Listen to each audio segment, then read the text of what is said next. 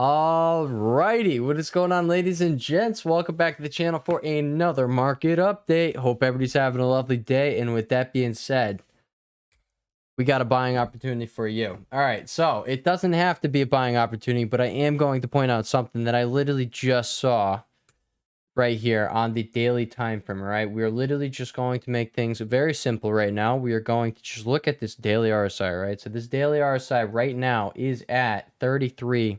I don't know how much lower it's going to go, but I am going to point this out right now.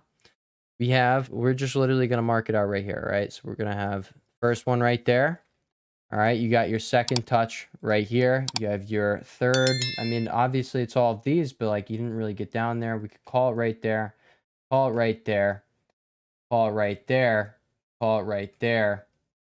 All of these have one thing in common, all right? They marked decent sized bounces. Why is there two of them? I don't know why there's two of them. There we go.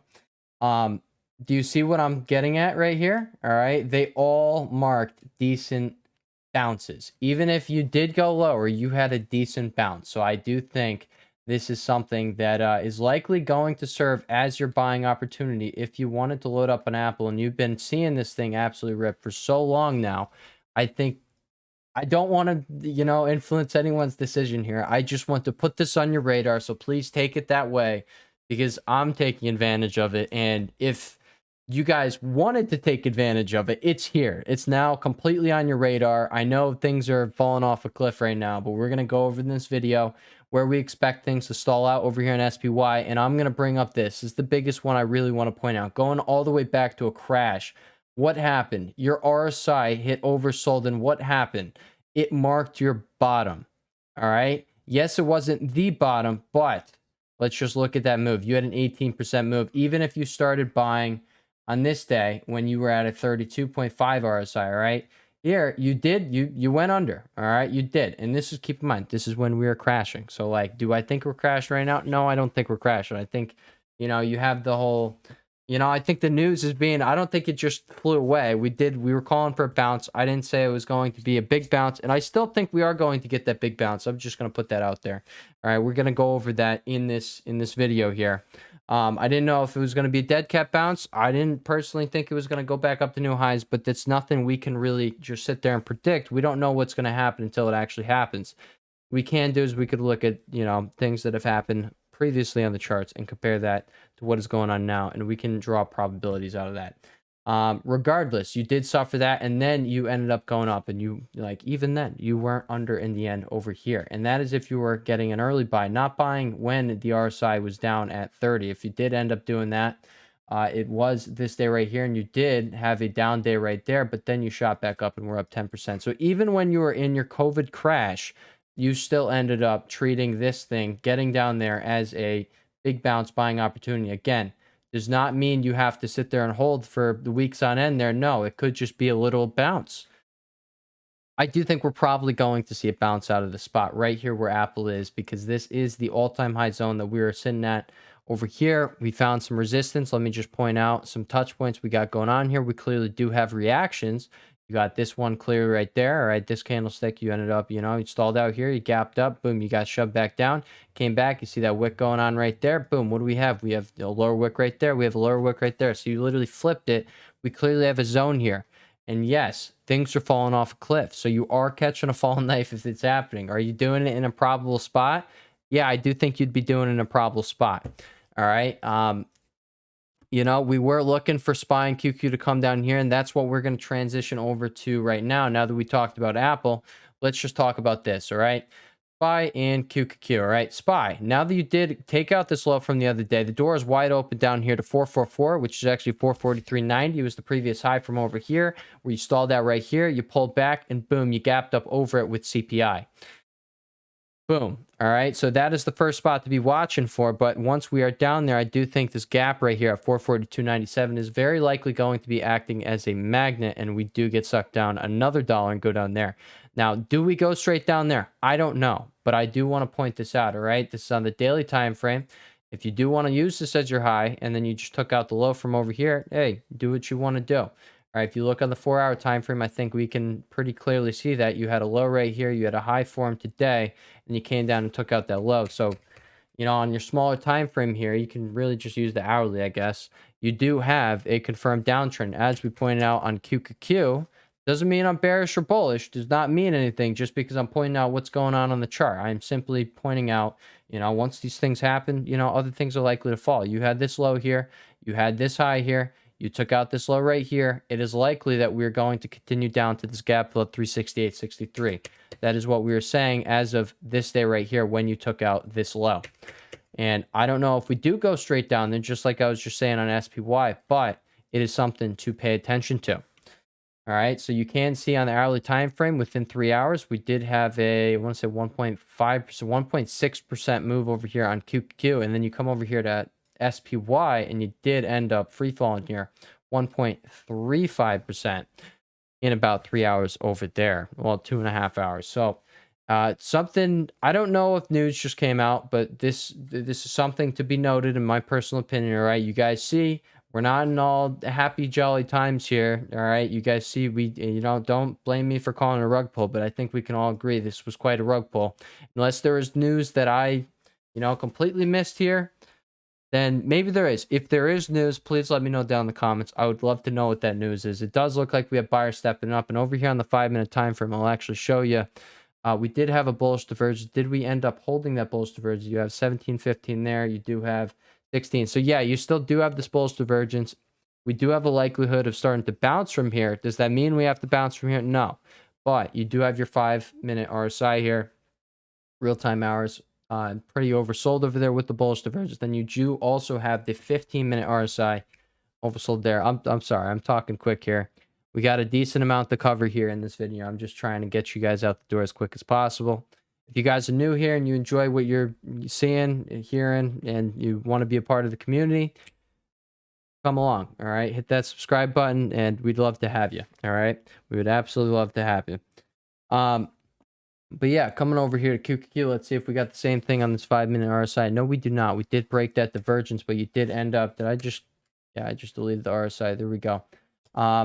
You did end up coming down to this level right over here. And once you do take out the other day's low from over here, which was on Thursday, if you do take out that low, that opens the door wide open to 368.63. And I do think we would probably be going down there. Now, I am going to say this is happening going into the weekend. Maybe people just don't want to hold going into the weekend. That would make sense. Look at that. The RSI is moving. I think we are actually holding that divergence right there. Yeah, you are holding that. So you do now have that bullish divergence going on. We could start bouncing from here, and it would be the zone that it would make sense if we come over here to the daily time frame. This was our breakout zone. This is where I was initially looking for buyers to start stepping in. And if you did get under there, that is when, the gap fill below would become a target. Just like over here on SPY, if you really do get down there, then I do think it's likely you get over there. Now let's come over here to the futures, and I'm going to point out you are carving out a triple bullish divergence over here on the 4-hour RSI. So this is what I was talking about the other day. We could just immediately start bouncing from over here, or we could go a little lower. And even if we go a little lower, it's just going to set you up for a larger bounce. In my personal opinion, all my opinion, just know that. I don't have a crystal ball, but I do have eyes, and been doing this for a little while now, more than a little while now. All right. But I've seen some things happen on these charts, and this is something that over, throughout 2023, this has been your buying opportunity every single time. And, unless you are crashing, then this is a prime spot to start adding long positions. And I honestly I don't want to make any suggestions or recommend. Please don't let me, sway you into buying Apple. Please don't. But personally, this is what I am starting to load up on September positions on. And I am looking forward to SPY getting down here, and I will finally get to buy a SPY dip, because guess what, guys? There has been no SPY dip to make this, risk to reward. You call it risk to reward, whatever. I just haven't had a setup to play in quite some time over here on SPY past this breakout. We just didn't have it. So, we had one over here. This is where you retest your August high. All right, let's just put that on here. But like, really, if you're a swing trader, you only had 2 safe setups to be playing up until this point right here. You had this retest right here. You could have played the breakout, so I guess you could call that 1. All right, you have 1, you have 2, and then you played the breakout right here. You had 3. All right, we ended up playing it over here. We played that and we played that. We got to go in early for the breakout, and then we got to play the breakout. So, I mean, I guess you got like what, 4 in here, all right? But, realistically, you got like 3, all right? You have, the breakouts, the retest, then a breakout.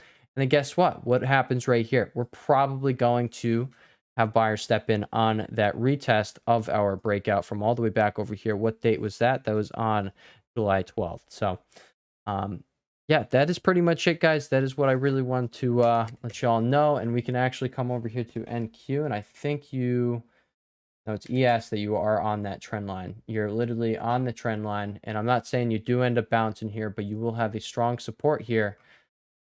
That's just something to be noted. But again, I mean, now that we did break under here on SPY, this is strictly what I'd be trading anyway. I'm not trading the futures. So I'm currently working on getting over there to trading the futures. But they're quite crazy. So but I am looking forward to trying that out. Sorry, I'm talking quick here. But yeah, this is really the buying opportunity that I would be waiting over here on SPY. We will cover the weekly charts in the weekly update tomorrow. So, again, stay tuned if you want to be a part of our community over here. I will consistently provide you with updates over here. And when I see things on the charts, I'll let you know about things on the charts, right? I do actually want to talk about Amazon right here. This will be a setup that I have an alert on for here. All right, top watch for next week. If we do get the setup, all right, I will be taking the setup. I think it's going to be nice if we do end up seeing it. Obviously, you did have this crazy gap up. You currently have a shooting star candlestick going on here. It's literally right from the zone we were paying attention to, right here from this 143 resistance right there, or closer to 144. But, you get the point. Sellers started stepping in right there. If we do end up seeing a move, you see the arrow right here. If you come back and back test this, then I do think that's probably going to be eaten up. And maybe you come a little lower and actually back test the pattern itself and come all the way back down to 130. And that would also be a setup that I would like to take and try out. All right, but pretty clear. You have your risk right here. You're risking coming daily close underneath 135.59. All right, well, it's not 59. All right, I think that was the high of this candlestick. It's 62. But yeah, you were risking the bottom of that zone, and you would be playing for a move up to there. And if you really just want to put a long position to it, all right, let's see. All right, you bought in right there. You're risking under there. You're playing for a move up to there. What do we got? Oh, a 5-to-1 risk to reward ratio. All right, so that's something you could potentially be taking.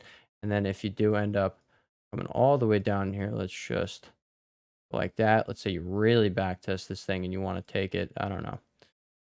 You literally set your levels wherever, maybe on this gap fill, whatever you want to really do. All right. We will approach that road when we get there. All right. But it could be something. All right. It's not the best, but preferably I'd like to take that. Something I'll put on your radar right there. All right. But again, Apple, I really do think this is going to provide a valid buying opportunity here. You can also see the 4-hour RSI is deeply oversold as well. Let's just put a horizontal line up there. And again, this is just, this is an indicator here, and buying and selling is really going to dictate where these things go. So are we going to be in a crash? Are people going to panic sell this thing now that it's all the way back down here? Are they going to aggressively buy? I have no idea, all right? But that's ultimately going to dictate where we go on the charts. But as you see, all right, this did mark some decent bounces right there. And then you carved out this bullish divergence there. You got this little pop. And guess what? That was in your bear market. So I don't think we've had bear market behavior other than, past week or so. We haven't really had bear market behavior. 2 weeks, I'd say. FOMC last week sparked that off. Over here, again, I mean, hey, marked a pretty juicy dip buy right there. All right, you see this, pretty juicy. Regardless, all right, that is what I got for you today. And with that being said, let's see what Mr. Vix is actually doing right now before we get out of here, all right? Mr. Vix is coming back. It didn't quite back test this pattern right here, this descending triangle. But after here on Mr. Vix, you do open the door to coming all the way back up here. But guess what? Your RSI is approaching overbought already. It's at 66 already. So if you're not new to the channel, you know what I'm going to say, all right? If we do see this thing pop its head up to 70, 69 to 70, we'll call it, we will be looking for at least a counter trend rally on the indices, because this thing, unless you're crashing, it only goes so far so quick, and it normally pulls back within days. So that will be that. All right, with that being said, I'll catch you all in the next one. Peace.